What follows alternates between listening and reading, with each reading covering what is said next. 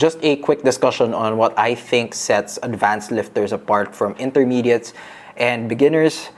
Now, just to clarify, I don't actually consider myself to be an advanced lifter. I have been lifting for like 7 years, have been doing proper lifting for, let's just say, 5-ish years. But even after I've joined a couple of shows, even after I've placed or I've won, I still actually consider myself to be somewhere in between intermediate and advanced. I just had to get that out of the way. The first thing that I like to look at if someone is an advanced lifter or not is their muscularity. Now, this is going to be the most obvious one, the one you're going to be able to actually see in the gym. An advanced lifter should have more muscle mass than a noob. Now, I know there are genetic freaks out there. 2 to 3 months of picking up a barbell have already looked advanced. But they're genetic freaks. Those are outliers. And in general, I just think an advanced lifter should have more muscle mass than a beginner. So you might be a genetic freak, but an advanced genetic freak would have more muscle mass than a noob genetic freak. Same thing goes for drug-free athletes versus other drug-free athletes, and enhanced athletes versus other enhanced athletes. Also, you have to consider how complete they are in terms of their muscle groups. It's totally normal even for advanced bodybuilders to have lagging body parts.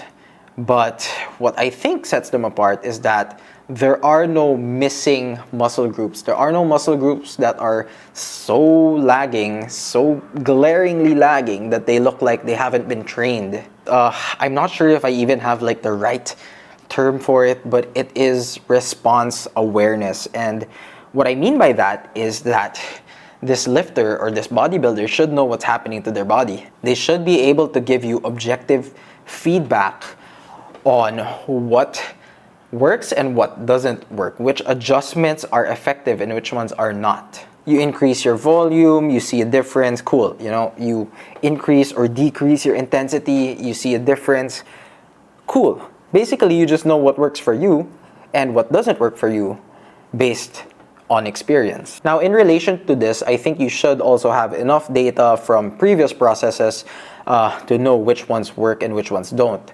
I don't think you need to put everything in a logbook. I don't think you need to put everything on a diary, but I do think you should be able to know somewhere in your head, again, which adjustments, which changes affect what, and how those changes affect your physique over time. Movement proficiency. And what I mean by that is that lifting technique is consistent. And I know some people don't necessarily, at least by some other person's standards, don't necessarily use the most optimal lifting technique or the most optimal exercises. Actually, they might be pretty shitty, but consistently shitty is still consistent. And I think that does go a long way in bodybuilding. By movement proficiency, I also mean that they should know their loads. I don't think I've seen an advanced lifter just randomly go into the gym and throw in a random amount of weight on the bar.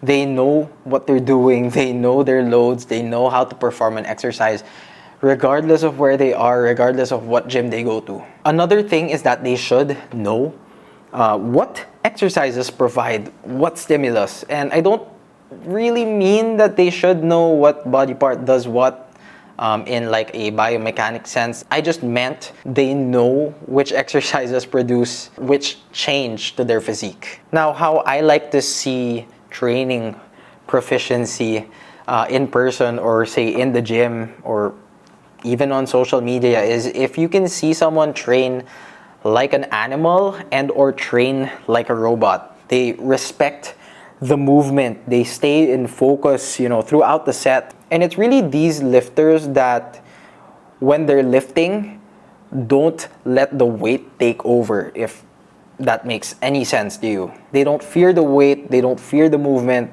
but they do respect it. The next factor here is, I think, the consistency of their action. Just doing things over and over and over and over.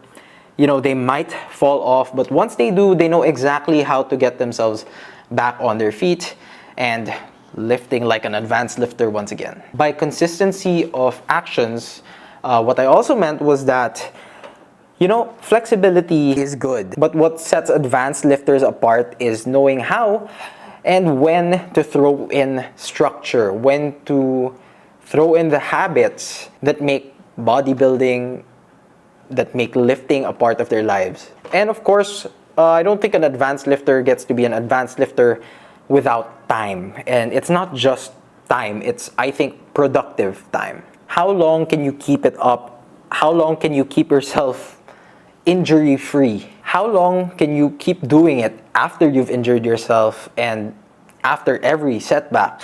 You know, how have you bounced back from these injuries, from time off, from time away from the gym due to work or personal reasons? Because in the end, I think you don't get to be an advanced lifter if you don't put in the work, if you don't get to put in a significant amount of your time and your effort in training or in lifting or in bodybuilding. So again, being an advanced lifter, I think, is muscularity plus response awareness plus movement proficiency plus your consistency of actions plus productive time. Of course, these are all just my opinions. If you guys would like to disagree, go ahead, leave a comment down below.